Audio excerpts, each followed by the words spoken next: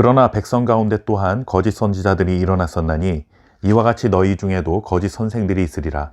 그들은 멸망하게 할 이단을 가만히 끌어들여 자기들을 사신 주를 부인하고 임박한 멸망을 스스로 취하는 자들이라. 여럿이 그들의 호색하는 것을 따르리니 이로 말미암아 진리의 도가 비방을 받을 것이요 그들이 탐심으로써 지어낸 말을 가지고 너희로 이득을 삼으니 그들의 심판은 옛적부터 지체하지 아니하며 그들의 멸망은 잠들지 아니하느니라. 아멘. 우리가 종종 사용하는 침묵의 살인자라는 말처럼 베드로는 이제 침묵의 살인자에 대해 그 실체를 낱낱이 고발합니다. 백성 가운데 거짓 선지자들이 일어났다라고 선언하고 있습니다. 백성 가운데라는 말이 우리의 마음을 어렵게 합니다. 즉, 하나님의 자녀들 가운데라는 뜻이죠.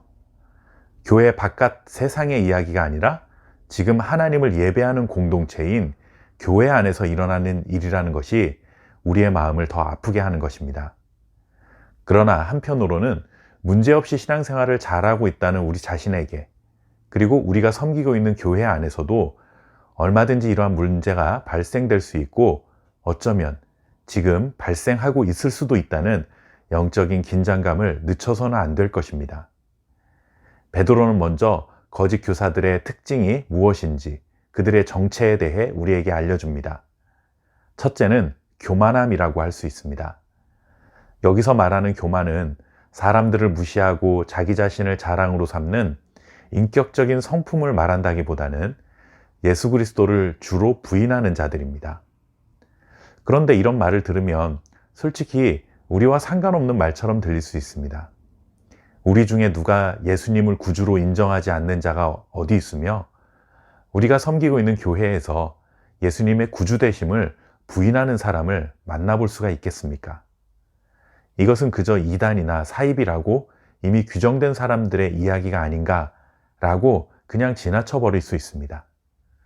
하지만 여러분, 교회 안에 들어온 하나님의 백성들 가운데 있는 거짓 교사들이 그렇게 겉으로 티가 나게 예수님의 주되심을 부인하게 될까요? 거짓 교사들이 그렇게 어리석지가 않습니다.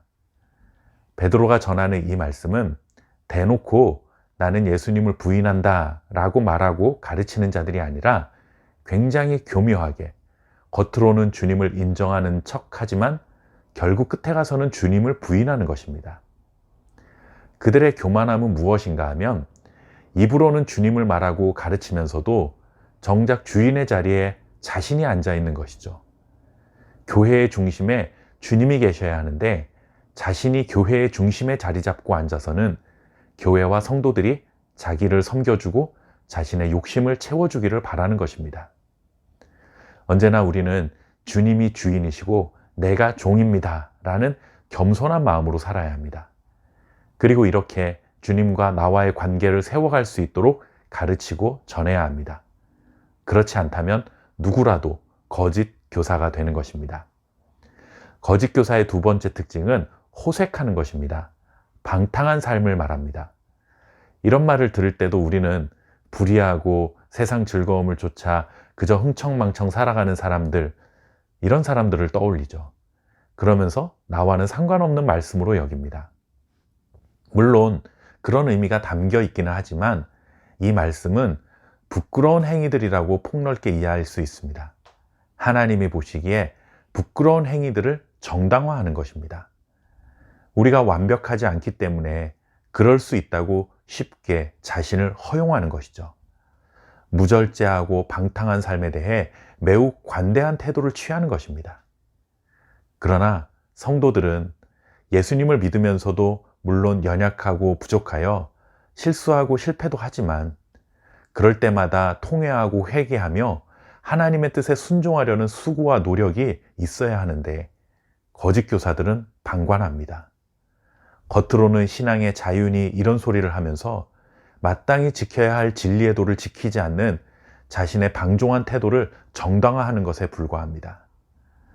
우리가 부족해서 아무리 노력해도 실수하고 실패하는 것과 이 정도야 뭐 어떠겠어, 이 정도면 괜찮아 라는 마음으로 살아가는 것은 분명히 다른 것입니다.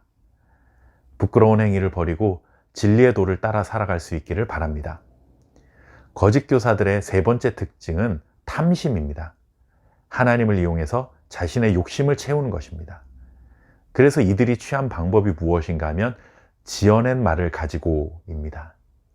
즉, 탐심, 욕심을 채우기 위해 거짓으로 말을 꾸며내는 것, 만들어내는 것입니다. 원래 성경에는 그런 말이 없고 그런 뜻이 아닌데 그런 말을 지어내는 것입니다. 자신의 욕심을 채우기 위해 성경 말씀을 하나님의 뜻과 의도와 상관없이 이용하는 것이죠. 굉장히 신앙적이고 영적으로 보일 수 있지만 실상은 탐심에 사로잡힌 거짓 교사라는 사실을 기억해야 합니다. 우리도 얼마든지 이런 약함에 사로잡힐 수 있습니다. 입으로는 주인을 부인하지 않는데 실상은 자신이 주인 되는 삶. 겉으로는 나이스해 보이는데 뒤로는 부끄러운 일들을 행하는 삶.